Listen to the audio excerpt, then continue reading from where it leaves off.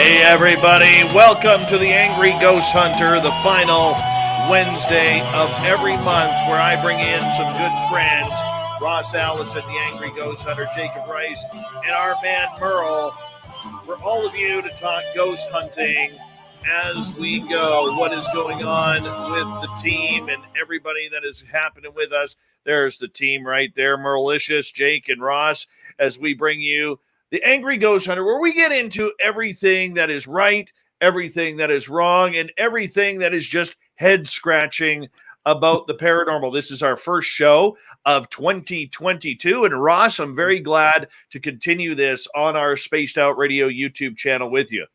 Well, I'm glad that we were able to continue. This is awesome.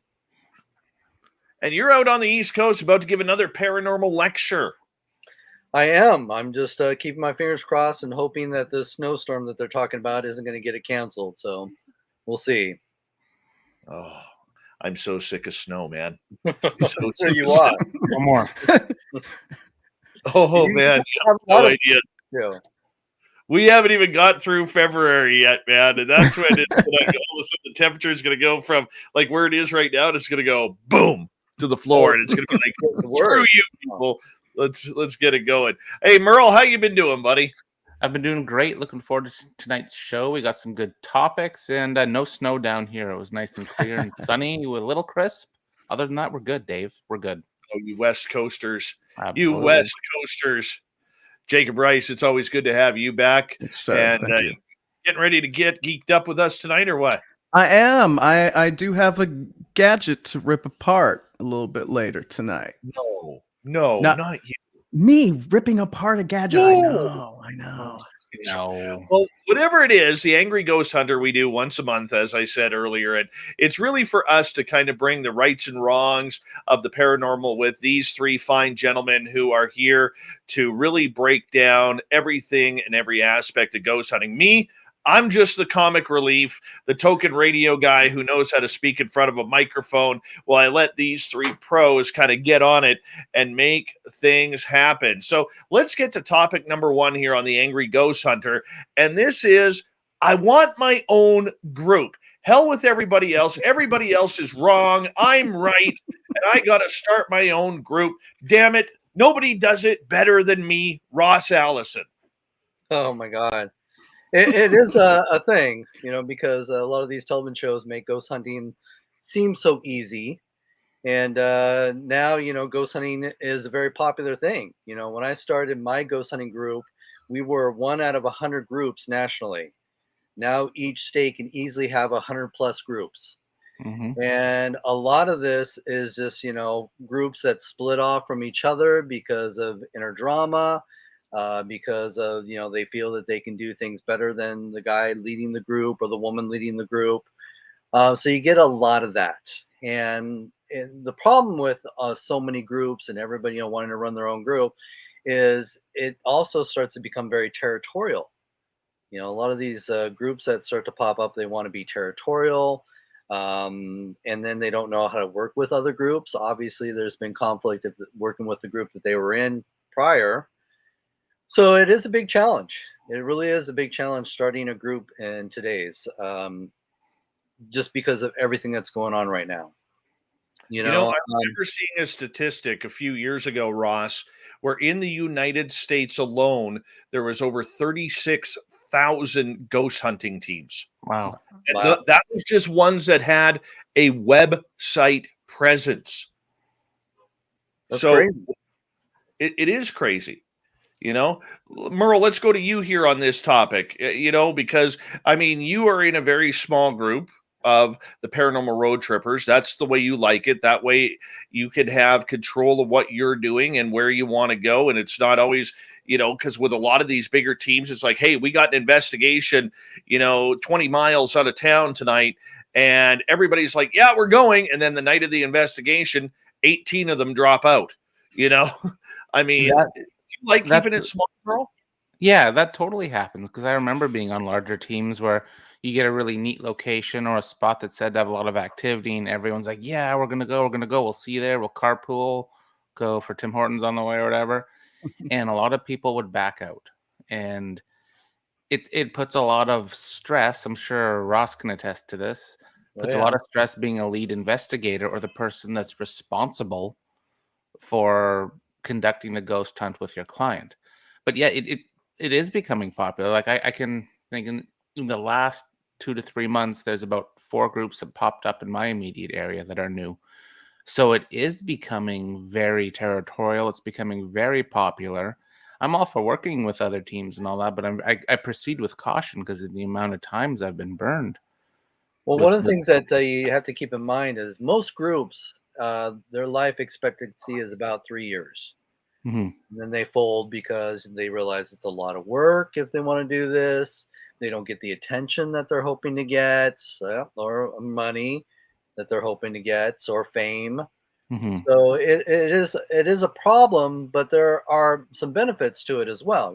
I've been doing my group. We're the oldest ghost hunting group in the Northwest, and I've dealt with all the drama in my group as well, back in the day. Now luckily I've got an amazing group. We don't have any drama. We haven't had any drama in over 10 years. And it's been amazing. And I think a lot of it, as we talk about, wanting to start your own group, some of the things that we have to talk about is, understanding what kind of group you want to start, mhm, because there's a lot of groups out there that are more social. They want to do the social activities, the group ghost hunts, mhm, and that they really don't really care about the research. They want to have the excitement of the ghost hunt, and that's where you really have to be careful on deciding on what kind of investigator you are. And this is something that when anybody wants to join my group, I sit them down and I say, you really have to figure out what kind of investigator you are, because that's going to determine on how you're going to proceed with the ghost hunting. Because if you're just in it for the thrills, then then draw in a bunch of other thrill seekers with mhm, you and do your own little ghost hunts. But if you're really serious and want to do the research, those that are just looking for the thrills are not going to be following your path. They'll mhm, get bored with the research, and they'll probably cause a little bit of drama in your group. You mhm, know, so you have to look out for that. You have to make sure you got that good click. One of the biggest mistakes that I learned is, as my group got really huge, I mean, in the very beginning, we were bringing in 70 members oh, on our meetings, not our investigations, just our meetings alone. We're like 70 plus members were coming to our meetings.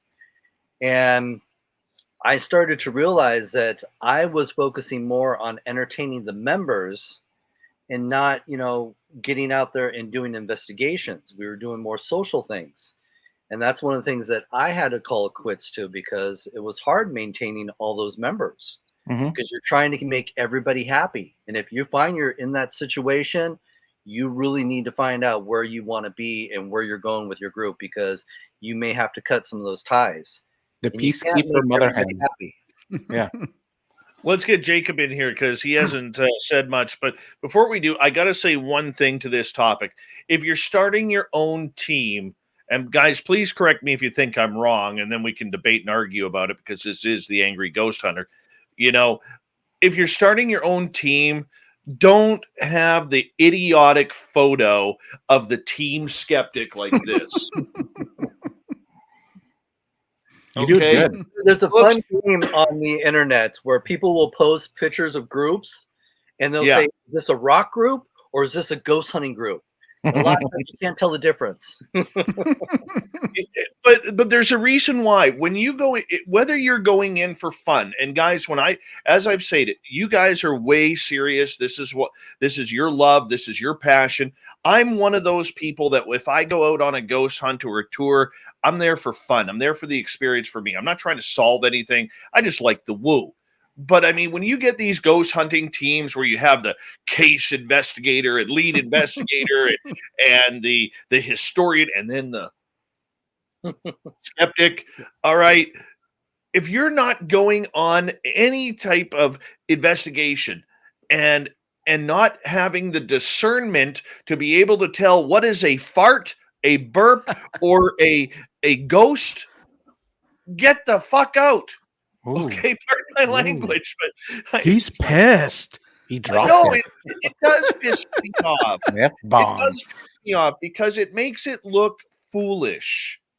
It does. It may from an outsider's perspective, it makes it look foolish. Jacob. Well, I was gonna say real quick before Jacob goes on.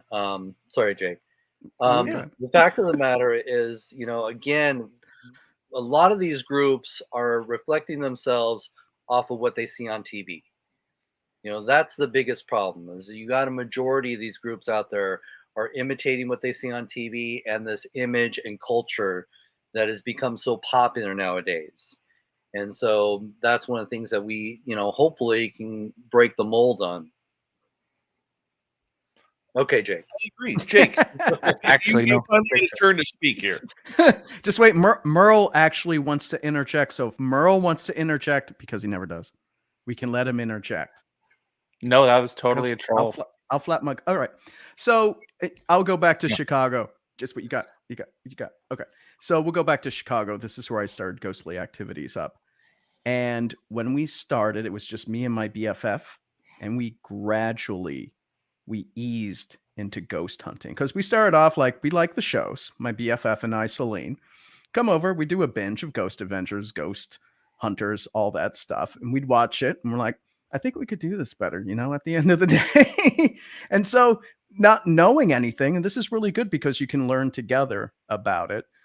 We started to do the tours in Chicago, right? We got a lot of great tours, and tour guys like Troy Taylor was still kind of hanging around at the time. You had Ursula Bielski, Adam Selzer, those guys. And they're pretty no nonsense. So Selzer's funny.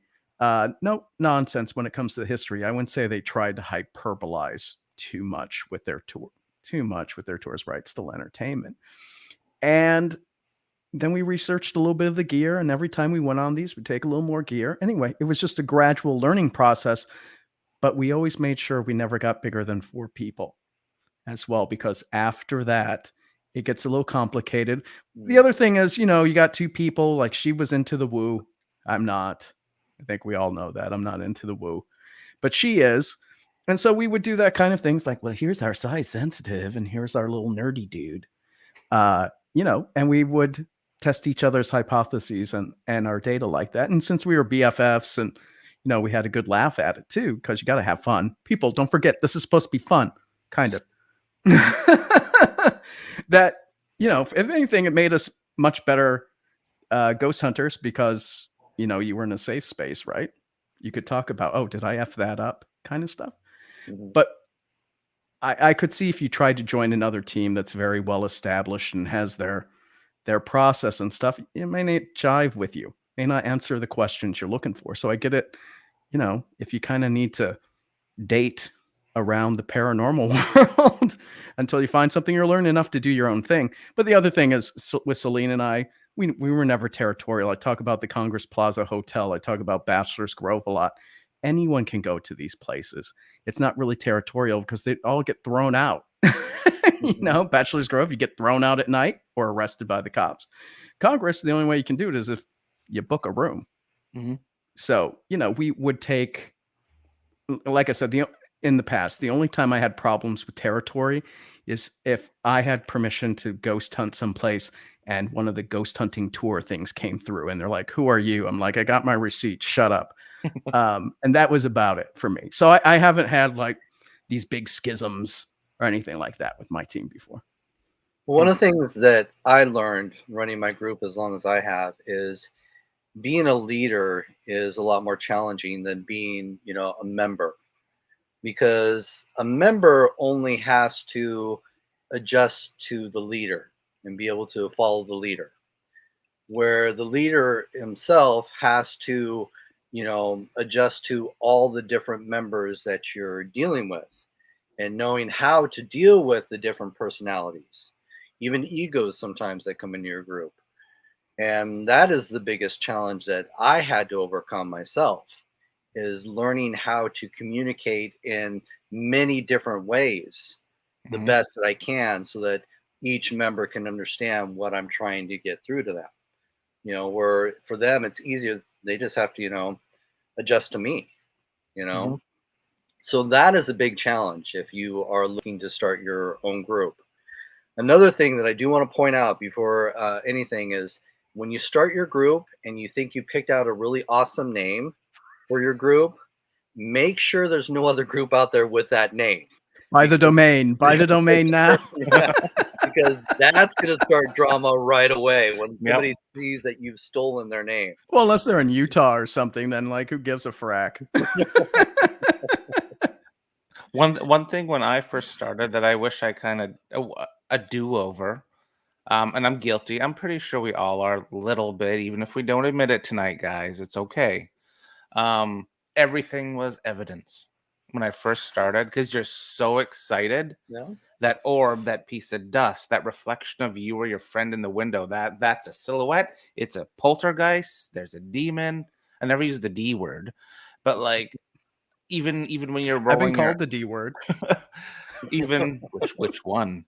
No, but like even when you're reviewing your audio, you have lower end audio like entry level audio recorders. Every little hiccup, stomach gurgle. Oh my god, what was that? A do-over that I would have, and I tell people, don't be scared to bounce your.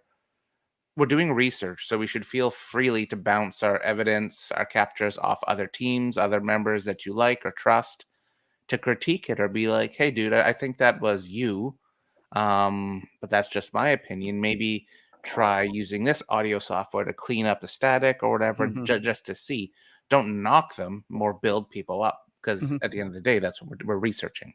Yeah. Well, To go with that, though, I would say another thing to do, especially in the modern age, because if you're testing with family and friends, they'll try to be nice. True. So go to Reddit and post your evidence there. No. They'll let you know if it's good or not. But you know, they have to stick to the community guidelines. They can't push it too far. True. We've only got 4 minutes here, guys, before we have to go to the next question. I want to get this, Ross. I'm going to get your comment next, and then I have another question for you guys. Okay. Well, one of the things I was going to point out too is, anytime I ever captured anything that I thought was unusual, could be possible evidence, I always, shared it to my members, and they always accepted it as, proof. This was evidence. And I always had to remind them, just because I captured it does not make it evidence. I want you guys to critique it as well. Mhm. Give me your feedback. Don't just say, oh, Ross captured it, so it must be a ghost. No, we should all be able to share our evidence and be able to critique it and decide, is this possible evidence or possibly no? Most of my team will vote. If we get something that's odd, everybody gets to look at it, review it, put in their information, what they think. And then at the end, if we feel that everybody agrees this is possibly something, then we'll post it to the public. Awesome. Critically judge. The final question before we change subjects on this, guys, is for a lot of teams out there, size does matter. They think that if they have 5,000, 8,000 members in their Facebook group, that they're all part of that team, or they have, like you said, Ross, big numbers within their group. And as you stated, those big numbers it's tough to control. It's tough to. So how many people should you be comfortable with in your own ghost team if you're setting up? Well, I have to admit, back in the day when we were really popular, we even talked about it. We expanded. We had online members, and we had other groups in other states, and it really got to be out of control, to be honest with you. And I started to realize that when you don't have that control, you don't have an idea of the quality and how these people are actually investigating, and quantity does not bring quality. You really have to be careful because it is such a diverse world out there when it comes to ghost hunting. As Jake was saying, you get people that just want to be into the woo-woo, the metaphysical of it. Then you got people that are very, technical that want to be, involved in ghost hunting. And then you got people that are just skeptical and just are curious of what's going on.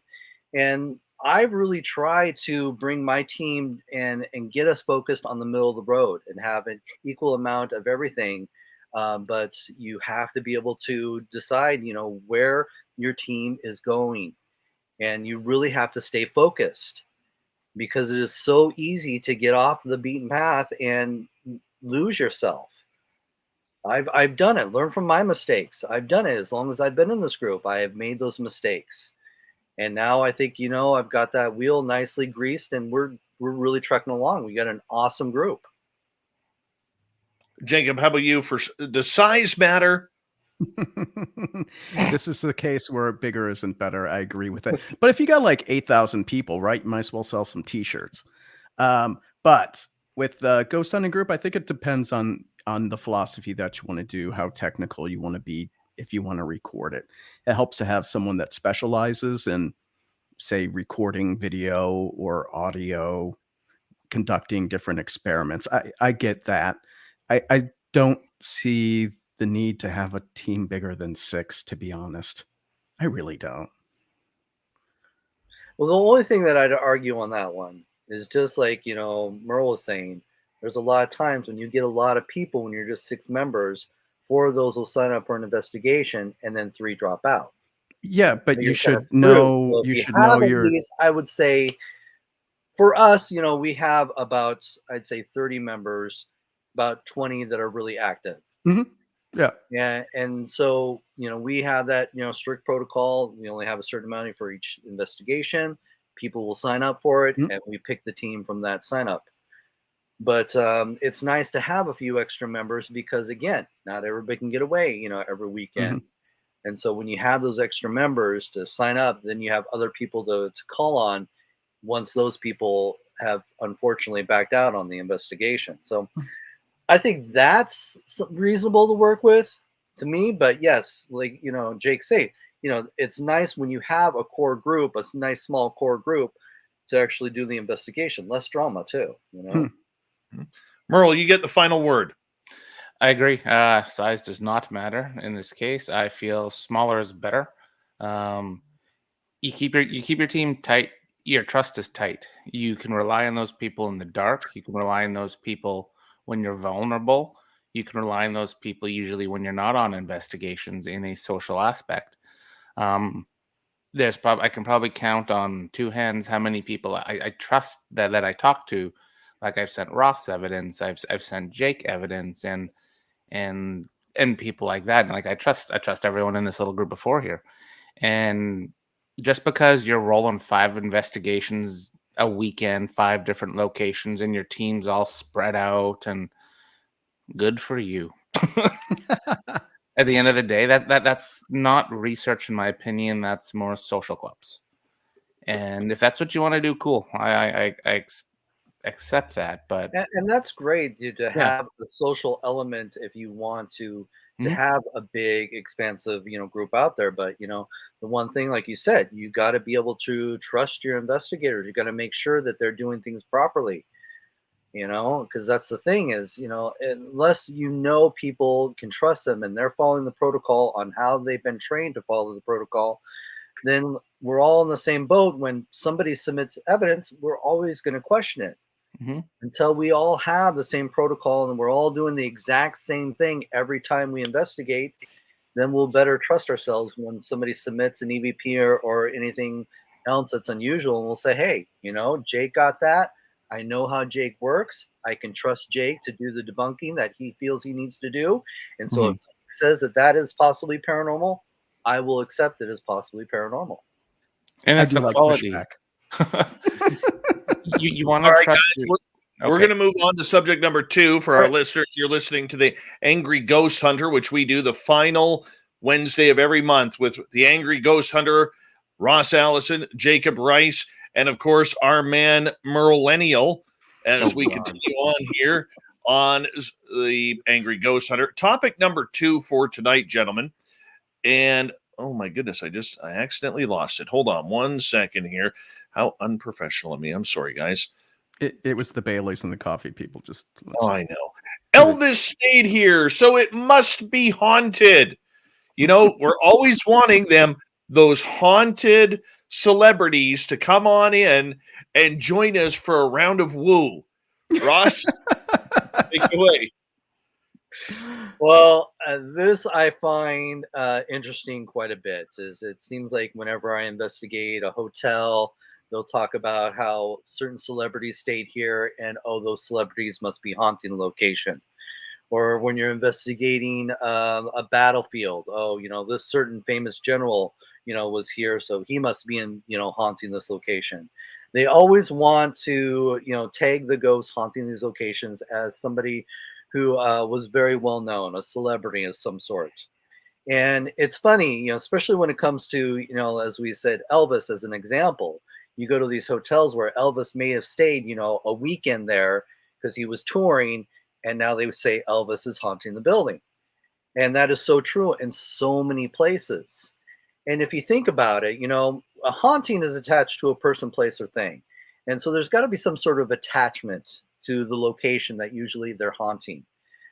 How many hotels have we stayed in our lifetime?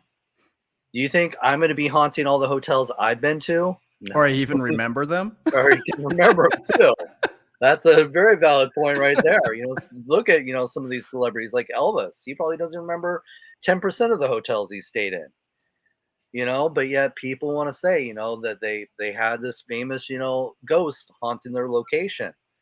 And it is frustrating. It really is. I think that there's not enough work going into some of the research to identify some of these ghosts. They just want to, tag it as, oh, it's a celebrity, or it's this, serial killer that gone through here and murdered somebody here at this location, or is a victim of a famous murder. Obviously, that's got to be the ghost. And it's unfortunate because that's where I think we're missing a lot. As I've always said, we can't go with what you know and not with what you think you know. And that's the thing, is we obviously jump on the famous ghost stories and we run with that. And a lot of times we very much could be wrong. We really have to start with the basics. That's how I train my team. Just go with the basics of what you know. What the eyewitness account stories are the best, not secondhand stories, because we know how stories get, twisted around when it's told from one person to another. You have to be careful of that. So just go with the stories that are the firsthand stories. Go from there. Then, expand on your research to try and identify who could be haunting those locations. But it's not always the celebrity that they try to claim it is.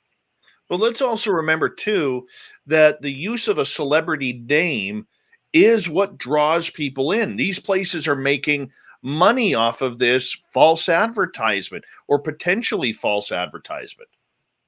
Well, let's not forget too that a lot of these ghosts, especially when they're seen as an apparition, could be misidentified.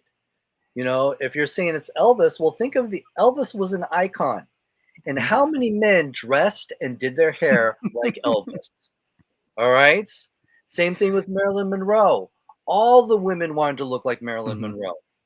So who's to say that somebody who looked like Marilyn Monroe, because that was the latest trend, died there, and now everybody's identifying her ghost as Marilyn Monroe? And Buddy Holly walked in a park once in New York, so he obviously haunts it. Or the crash site by Milwaukee. Yeah, exactly. So that I could see. Yeah, in a way I could see that, just like I could see James Dean and Spider, the car that he died in.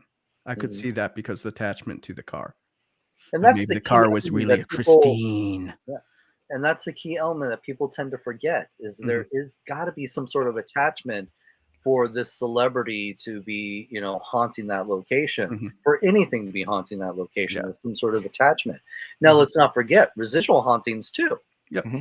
That's a big part of a lot of these hauntings. Yeah. I mean, on the subject of residual, it'd be really good if we had more research into documenting it more often, because generally speaking, to have a residual, you have to have someone there a very long time doing the same stuff. Exactly. So if anything, that should be the easiest one to confirm through some good rigorous testing and investigation. Right. Journaling is a big thing. Just hook up those webcams and let them run. Okay.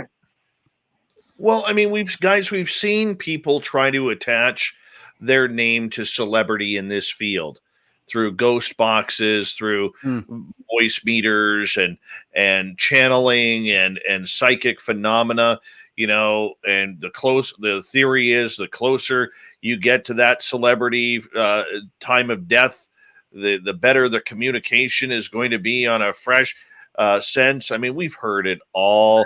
Don't get me started on contacting celebrities, dead celebrities. Oh my God! It's like me trying to pick up. Let him go off. Let him go off on Huff. Ghost Hunter. Let him go off on Huff. I dropped an F-bomb earlier. You might as well now too. Oh my God. No, it's frustrating to me that somebody thinks they can just pull out a Ouija board and contact a dead celebrity, you know? That's like me picking up my cell phone and trying to contact, somebody who's still alive, a celebrity that's still alive, The Rock. Oh, I'm just going to call The Rock right now, My phone will eventually get to him. It's I just, met The Rock once, so we're friends. I'll call there him you for you. go. Yep. You have a connection. Your There you Insta go. buddies, yeah. Yep. And let's just see. Does he want to talk to you? That's the Obviously. thing.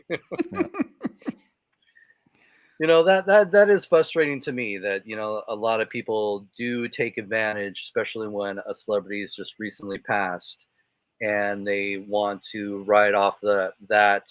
Dude, just effing name names. If that's what it's about. I'm gonna behave myself. I'm sorry. Is I'll this let not you the do angry- it, Jake. I know you know all the names. That Huff guy, yeah, with this little channel contacting Michael Jackson Oh my God. and every other dead celebrity out there. Didn't he get busted for that too? Oh yeah. No, Yeah. in fact, there was he was using pre-recorded interviews Yeah. of the celebrities and putting them into the ghost box, and that's what was coming up as the responses. Wow. Did he try contacting Betty White? I don't know, but we could go out to his channel, his YouTube channel, and find out right now. I'm looking right now as Yeah, well. do it. Is it Huff Paranormal? Is that what he calls I it? think so. Just wait, everyone. This is interactive. You go with us too. Let's see. He's got Meatloaf, Bob Saget, Betty White. What? Yes. Oh my goodness.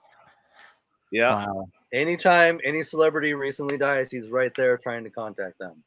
And He surprisingly, posted. he gets them every time. He posted Meatloaf saying he's going to God soon 5 hours ago. Oh jeez. Wow. Apparently, Steve would do anything for subscribers, but he won't do that. That's the third song. Oh When, my goodness. when Ross said "lose yourself," I'm like, "Uh-oh, Eminem." Apparently he had Brian Laundrie and the the lady on Instagram that was famous or something like that. She went missing in the desert. They found her dead. Gabby Petito. Yeah, that's it. They had big old spirit session with them too. Holy cow, like 5 of them.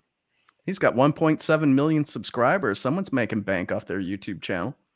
He's His interview with Betty White had 55,000 views. Wow. So yeah. 1.7 million subscribers. He is probably making, I'm going to say, $500,000 a year off his YouTube channel. Oh yeah, and he has a special membership you can buy too. Yeah. For his channel, and then of course he's selling the gadgets. All right. Oh, so there wow. goes credibility. Nothing to do with money at all. Right, No. Merle? I agree. MERLE, that's the worst one yet. So that means we should continue saying it, Merloaf. MERLE. Since I'm the millennial, I am triggered and I feel bullied. Oh boy, I'm gonna get in trouble now. Isn't that Gen Z? I don't know. I'm gonna get in trouble now. Okay, The sad fact is, yes, there are people that take advantage of the individuals, the curious individuals, I should say, too. Even though a lot of these have gotten caught faking a lot of the stuff over and over and over again. And it's just, it's very unfortunate. It really is. Ross, how do you kind of combat that and kind of go to these groups and say, look, yes, it's great that you're going to get a few extra views and people are going to check it out because everybody is sensitive to whoever, especially celebrity, passes away. How do you kind of take them down that road and say, look, this is not what it's about. This isn't it's not about clicks. It's not about generating fandom. If you're really, really into this and really wanting to be part of the solution. Well, that's a tough one because I kind of wonder, is the audience too far gone? Because of the popular ghost hunting and all these shows are basically imitating each other, people think that since that's the pattern of ghost hunting, that's the way it should be done. And it's hard to break that mold. It's hard to reel in people when they're so used to seeing people screaming and running away on every episode of, a ghost hunting show. They expect you to do that too. And when you don't do that, well, obviously you're not doing it right. So that is one of the things that we're still trying to figure out. How do you bring the audience back to reality? Because so many people are so focused now on the excitement, the drama of ghost hunting, and it's really not like that. I agree. Jacob, your thoughts? Well, I think just piggyback off of it, and let's take social media ghost hunting too. Insta hunters, TikTok hunters, all that stuff. There's no barrier to entry to this one. Anyone can do it. Anyone can be a content producer. A lot of this stuff is easy to fake. Let's be real, and it gives people a good jolt.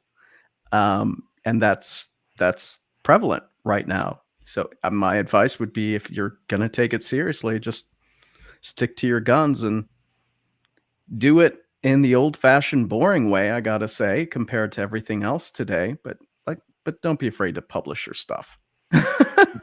About it, we still need it too.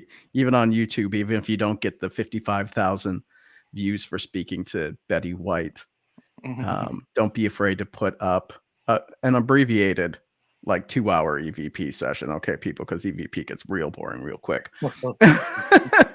Yeah. But put it up so everyone can check out your evidence that way. And I think that will hold up longer because you'll be different. You'll stand out because you were the sane one. You were the rational one. Well, I just hope that the audience will be more open to new ways of collecting evidence. Sometimes science can be boring, but science is important and needs to be brought into this field if we want to build more credibility and validate people's encounters. Of course. Of course. And validation is a thing. But this also comes down to the age-old topic, guys, of what are we trying to solve? And there's a definition between, as you guys have talked about before, like I play Ghost Hunter. Not very well, but I play Ghost Hunter because I enjoy going out and doing this. You guys are researchers. You are investigators. You are trying to solve some of these mysteries that go out there, and it's not about who murdered who and who killed you. You're not going after that, but you're going after to try and find the who, what, where, when, why, and not so much the how. And I think that's the big difference that we see with a lot of people going out there. It always comes back to that, Ross. Well, true. And it's, it is a very challenging field. It really is. And we don't have all the answers. And that's the thing, is you've got to still continue to try and find those answers. And it is a very tedious and a very boring job. It's a lot of waiting around in the dark for something to happen. You got to have a lot of patience to do this. And people don't want to do that. We're at a time now where they want the instant gratification of doing a ghost hunt, and they don't want to do the work. And what do you do when you're dealing with a generation and future generations of lazy ghost hunters? And I can't say that they're wrong. They're just learning what they see on TV. Yeah. That's the thing, is we can't, say shame, shame, shame on you. What other outlets do they have to learn from ghost hunting when everybody in the majority of the field is doing the exact same thing? That's the problem, and that's one of the reasons why I did this show, is to hopefully people that are listening, they'll say that, wow, there could be other alternatives to this field. There may be other ways. Think outside the box. I don't have to depend on a ghost box when I do a ghost hunt. There's other things I could do to hopefully bring more credible evidence to the field, because we need that. We all need to be, on the same page, and we need to be able to share our evidence, and we need to be able to trust each other on how, individuals get that evidence. Because if we're led down the wrong path, it's only going to make our job a lot harder and take us a lot longer. Yeah. Very true. Merle. I agree with everything Ross is saying with that. And one thing I've learned from actually doing this show the past year is it's okay to have your evidence kind of not torn up on you, but like critiqued. It makes the field better. It makes us better. I don't get my nose out of joint when people say, "Dude, that's not an EVP, man. That's your stomach. Just listen to it again." I'm like, "Cool. I'll listen." And I like the idea of approaching other teams or talking to other teams, or we've talked about para unity before, where we can bounce the different techniques we do, the different types of evidence we get in trying to find you can almost say like a baseline in what we do. Because what I think is a proper way to do an EVP session, Ross may ask different questions, or Jake, vice versa. And there may be time I'll be like, "Oh, I was out on an investigation with Jake once, and he asked the spirits this style of asking questions, so I'll try it." And same with like Ross and I think, yeah, we just got to learn from each other and be chill. Yes, that's my answer. Easier said than done, my friend. I try every day. I try. It's the way to do it, and these guys do too. I am, as long as I've been in this field, I'm still learning. I'm still learning from other people in this field. I admit that I don't know everything. Mm-hmm. Who does? Now, honestly, who does? So we have to be willing to learn from each other, learn from my mistakes. As long as I've been doing this, I'm more than happy to give people the shortcuts and say what works and what doesn't work. Mm-hmm. We have to be willing to communicate. We have to put our egos to the side, because I've always said it's not going to be one individual that's going to prove that goose exists. It's going to be a collective that's going to come together and have a better understanding of what's happening out there. So we have to be willing to share. Agreed. Oh, very true. But this is where, once again, it all comes down to ego. It all comes down to ego and what we want to do and what we don't want to do, and how much we think we're tipping off the other guy because I don't want them in my secret location that everybody knows about. Only I'm allowed there. Don't try it, Dave. Don't do it. Don't do it. Gentlemen, we got about 3 minutes before we have to go to our next segment. This is the Angry Ghost Hunter with Ross Allison, Jacob Rice, and Paranormal, as we continue on here on the Angry Ghost Hunter. As we start to wrap up this side of the topic with celebrities and people, going after those ghostly celebrities, this also shows, Merle, a real place where people can be fooled by the spirit realm, because the spirits play games, and you may get a spirit of whatever it is, but you think it's Elvis because it's spelled Elvis in your tea leaves, or on your pendulum, or on your Ouija board, or over a ghost box. Heartbreak Hotel came on the radio in a quick blip. Name that tune in 3 notes. Exactly. But I mean, we do see it. People get fooled. Yep. That's one thing that like I say it all the time now. When you're speaking to spirits, ghosts, they don't have a caller ID. So you could be talking to some Victorian female that's heard of Elvis once, and it said that Elvis is in this building, and she wants to talk to someone, so she knows everyone wants to talk to Elvis, because she'll identify herself as Elvis. So at the end of the day, you really don't know who you're talking to. So if you're trying one thing, like on investigations we do, and if I went to a place where they say Elvis is haunting, when I do my EVP sessions, that would reflect on that. I would ask more personal things that Elvis would know or Elvis experienced to try and get responses like that. Well, So- the thing that people need to realize, if you're going to try for, an EVP or some sort of response, a knocking response, people forget to ask controlling questions. They'll ask, oh, if you're Elvis, did you like, peanut butter and banana sandwiches? And they'll get that, that one knock. It's like, yes, yeah, it is Elvis. It's But they him. He's forget, here. Yeah, ask yeah, it again. Do you get the same response? A lot of times you'll get different responses for the same question that you asked. So that just proves that what you're communicating with or what you think you're communicating with is not really that. It may not even be paranormal. It could be a woodpecker having a nest up, in the loft there. Yeah. Things like that. The thing that you have to understand when it comes to the psychological element of ghost hunting, when we're out there asking questions, our mind is already processing what the answer could be. Mm-hmm. Right? That's how we operate. That's how we think. And so we can't avoid that. It's just something we do. And so that's why it's so easy when ghost hunters go out and do an investigation, and you get a lot of randomness coming at you, whether it's through ghost boxes, whether it's just noise generators, or just random noise that happens to be natural noise on a property. People will make sense of it. They'll make something out of it. And that's where we have to be smarter, and controlled questions are very important, because when you think you got a hit off of that one question, ask it again, maybe in a different way, or just ask it again and see if you get the same response. That's so important. That's right.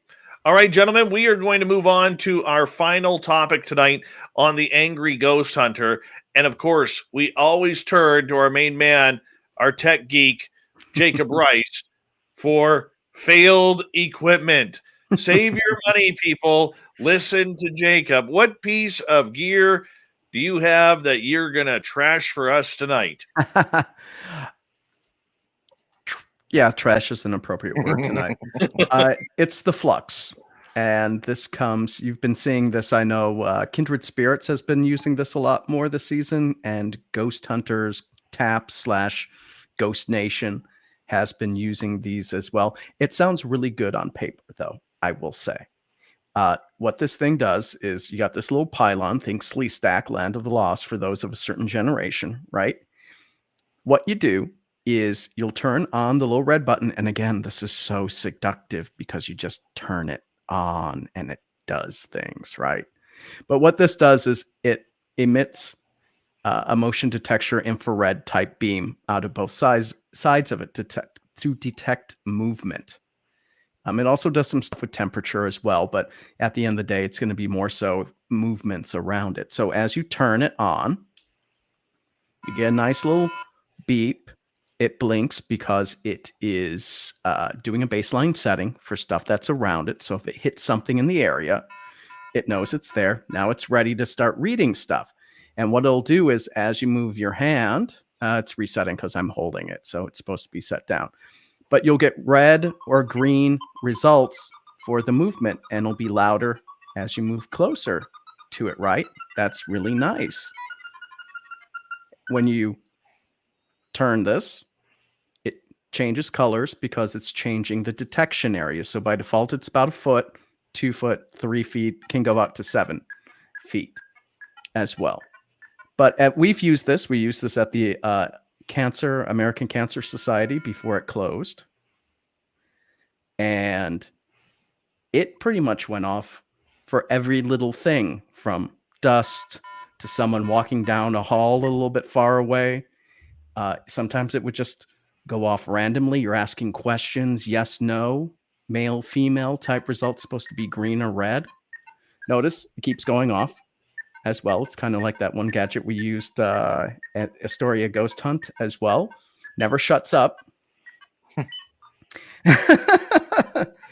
And yeah, I don't know how you can do like a motion detector to say that's a yes, no response type of thing.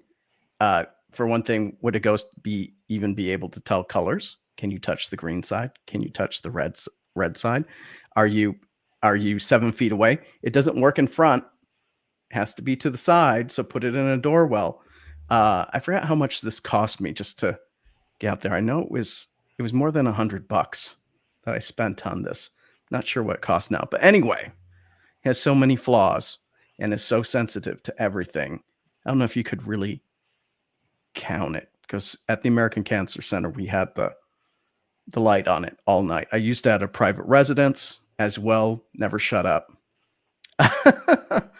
So, that's the kind of thing when it's this sensitive. How can you count it? Because everything is setting it off. Right. Hope I didn't ramble too much there. That's a prime example. When you have this randomness coming at you with that thing going off all the time, people will make sense of it. They'll get their answers out of it and use it, as you've probably seen on the ghost hunting shows. But it sounds cool, Ross. It's seductive, though. You saw the pretty lights, right? Oh, it's now going for $200. Inflation, damn. Wow. Did you get it for cheaper? I did not buy it at $200. I think it was about $150 when I got it. Damn. It does look like a black UFO triangle. It does. Like if we just turn it. Maybe back that's what we're seeing in the sky. Is this little gadget flying around? It's very lightweight. You could put it on a drone. Frenzy, You could put it on a drone and look like a little shit. And where does one buy the flux if they so need it? It is at Ghost.Stop. And you do see it on a lot of the television shows then, right? Yep. Yeah, especially Ghost Hunters this season. They might have used it at the end of last season. Kindred Spirits has been using it a lot this season. And what are the results that they're claiming that it's doing? Well, it depends on the editing, right? True. They use it. I'll say Kindred Spirits because they use it more consistently. Which, by the way, I love Kindred Spirits. Ross knows how much I love Kindred Spirits. So, Amy, don't send me hate mail because I really love you. Girl, I'm going to go on a strange escapes trip. They put it in at like doorways and ask to approach, or they'll put it out to alert them if they think a spirit is coming as well. And, of course, it's always going off. On the show, not so much. I mean, it's the editing, right? In my personal ghost hunting experience, it's the kind of thing that never shuts up. Yeah. But being the devil's advocate, somebody could say, well, maybe that's the ghost every time. But then there's a freaking Manhattan of ghosts coming up and down hallways. Attachments, Jake. I'm attached. I'm just going to let this keep going off because it's pretty. Just wait. I got to wait for it to baseline. It probably won't baseline. Oh. Well, I've never used it myself. I always depend on Jake to bring the fancy equipment on the investigation, so he would bring it. Have you used it, Merle? I have not used that. Nope. Well, maybe I'll bring it up. Yes. You can give it the old college try. Part of the tools. Yep. Anyway, guys, save yourself $200 on this one. I would say get something else. If you want a motion detector, I mean, the same technology goes into one of those, like the deer hunters use them, the cams. Oh, yeah. A lot of it's the same technology. Well, I mean, that's going to take a picture and a video. It might rotate it, but I would say that's just as good as the technology that's going into this. It's just missing the pretty lights and the beeping, but it operates pretty much the same way. I wish my Magic 8-Ball had the same lights on it. Oh, well, let's ask it a question. Will the devil consume Dave's soul tonight? Let's see here. Hold on. I can't see this damn thing. You already got your glasses on. Out of fuel. Try again later. So the devil's at Merle's house then. Again. That's awesome. Well, you know what, gentlemen, with the gear and everything that goes on, once again, we always have to, I know I ask this question quite often for you guys, but I think it's good for you guys to really promote it out there. You don't need to break your bank or spend your rent money on ghost gear to have a good time. The majority of it can be done on one of these. The majority of it. Without the app. Without the app. Without the app. Without the apps. Well, the thing is, too, that frustrates me when it comes to ghost hunting equipment is they're claiming that the ghosts know how to use the equipment as well. So we're, to assume that when you die, as I've always said, you're given the handbook of the recently deceased, and now you know how to use all the ghost hunting equipment to communicate with the living. Yeah, it gets updated every year. It does. It does. I got the current copy. There you go. and we can't assume that. Yep. That's the biggest mistake that we make in this field. That's why I don't put trust in a lot of these devices that they claim that the ghost can pick certain words for you, that the ghost, can trigger certain objects for you because they know how to do that. Or that they even understand you, because there's the cases like in Arizona on Ghost Brothers, they go to the old colonial jail, which was part of Mexico at the time, and they're expecting everyone to speak English just fine. Yep. Do your research. Yeah. That's one thing that's critically missing. I wish all of us ghost hunters out there had like a certificate in historical methods. Know what a primary source is versus folklore, people. Exactly. Yep. Well, gentlemen, we have about 2.5 minutes. Final words from you, MERLE. MERLE, I enjoyed the show. Can't wait for next month. We have a doozy next month because I know that's already in the works. Going to be very busy for me over the next 3 months. I think I got a road trip a month starting next month, and doozy of an investigation this Friday, which we'll talk about later. Doozy, guys. Doozy. Yeah, a historic place in Vancouver that Awesome. we have the opportunity to check out. So pretty Nice. exciting. Yeah. Aren't you just a tease? Have you got permission? Have I what? Have you got permission? From the owner? Yes. Did they sign an exclusive contract?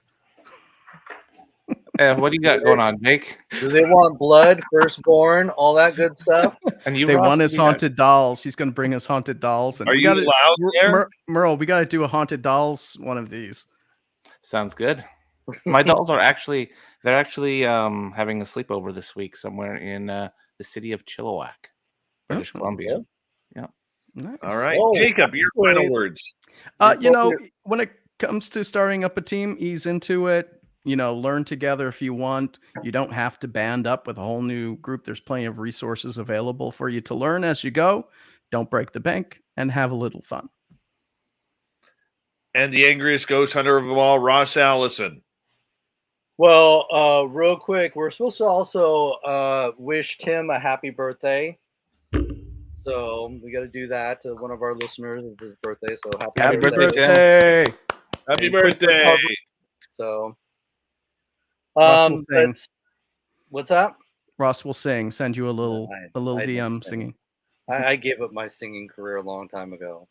That was back when everybody wanted their money back. Now it's burlesque. Okay. Yeah. The balloons. I love the balloons.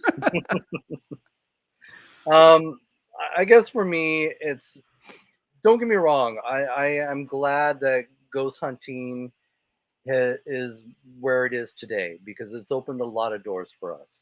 But it actually has, closed a lot of doors too. So it's, there's been its pluses and its negatives in this field. And I'm not trying to discourage people if they are looking to start a ghost hunting group. I understand you're trying to find your own niche in the world and your own understanding. But again, the biggest question that you need to ask yourself is why are you doing it in the first place? Because you really do have to have a better understanding of what you're trying to do, because that'll lead you down. You'll be able to choose the correct path you want to do if you have that better understanding. But otherwise, don't always assume that, just because Elvis stayed there, that Elvis is haunting the building. We can't assume that. But most of all, as I've always told people, just be safe out there. because I don't want to have to come back and ghost hunt for you. Absolutely. And a wonderful another edition of the Angry Ghost Hunter wrapped up here on Spaced Out Radio's YouTube channel. The next time this great team will be together will be on February 23rd as we do it the final Wednesday of every month. On behalf of Ross Allison, Jacob Rice, and our man Paranormal, my name is Dave Scott. We say thank you to all of you. And in 1 hour's time, Spaced Out Radio is coming up. So make sure you tune into that. Gentlemen, happy hunting. Yep. Good night. Good night. And